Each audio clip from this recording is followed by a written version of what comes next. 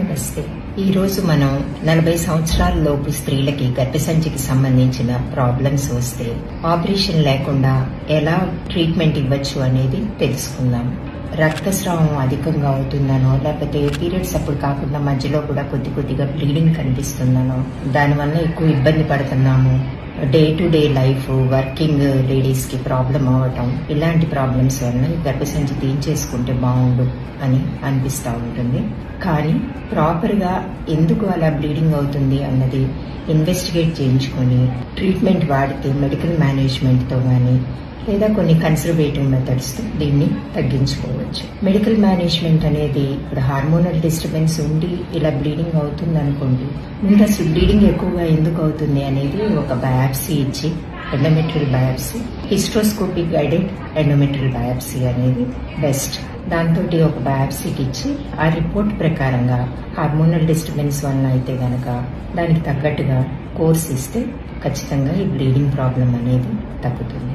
Next, ఈ bleeding problem మధ్యలో కనిపిస్తూ ఉండటం కొద్దిగా ఇలాంటివన్నీ గర్భసంచి లోపల పొరకి చిన్న కాయల్లాగా, అంటే పాలిప్స్ అంటాం, అలాంటివి ఉండటం వల్ల ఇంటర్ మెన్స్ట్రల్ బ్లీడింగ్ అనేది ఉంటుంది.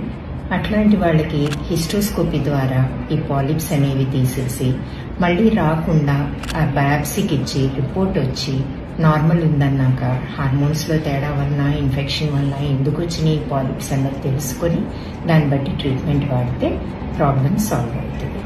అలాగే ఒక్కోసారి గర్భసంచి మధ్య పొర వాపు ఉండి ఎడినోమయోసిస్ అంటాం దీన్ని, దానివల్ల కూడా ఇలా బ్లీడింగ్ ఎక్కువగా అయ్యే అవకాశం ఉంటుంది. గర్భసంచి లోపల పొర థిక్నెస్ పెరగటం వల్ల కూడా ఇలా బ్లీడింగ్ ఓవర్గా అవ్వచ్చు.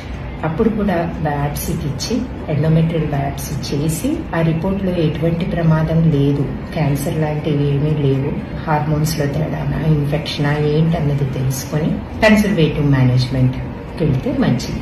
ఈ హార్మోనల్ ట్రీట్మెంట్ వాడిన తర్వాత ఎక్కువ రోజులు ఎవరైనా హార్మోన్స్ కానీ ఏ మందులైనా వాడటం మంచిది కాదు. కాబట్టి ప్రాబ్లం కొంచెం తగ్గిన తర్వాత లివోనార్జెస్ట్రాల్ ఇంట్రాయూట్రైన్ సిస్టమ్ అనే మెడికేటెడ్ ట్యూబ్ గర్భసంచిలో వేయటం వల్ల ఈ ఎడినోమయోసిస్ కి, ఈ గర్భసంచి లోపల పొర మందమైన వాళ్ళకి ఈస్ట్రోజన్ అనే హార్మోన్ తగ్గించి ఆ ప్రాబ్లం తగ్గేలాగా హెల్ప్ అవుతుంది. ఇలా చిన్న ఫైబ్రాయిడ్స్ ఉండి బ్లీడింగ్ అవుతున్నా కూడా ఈ లివోనార్జెస్ట్రాల్ ఇంట్రాయూట్రైన్ సిస్టమ్ వేయటం వల్ల వాళ్ళకి ఆ బ్లీడింగ్ తగ్గి ఆ ఫైబ్రాయిడ్స్ పెరగకుండా ఉంటాయి.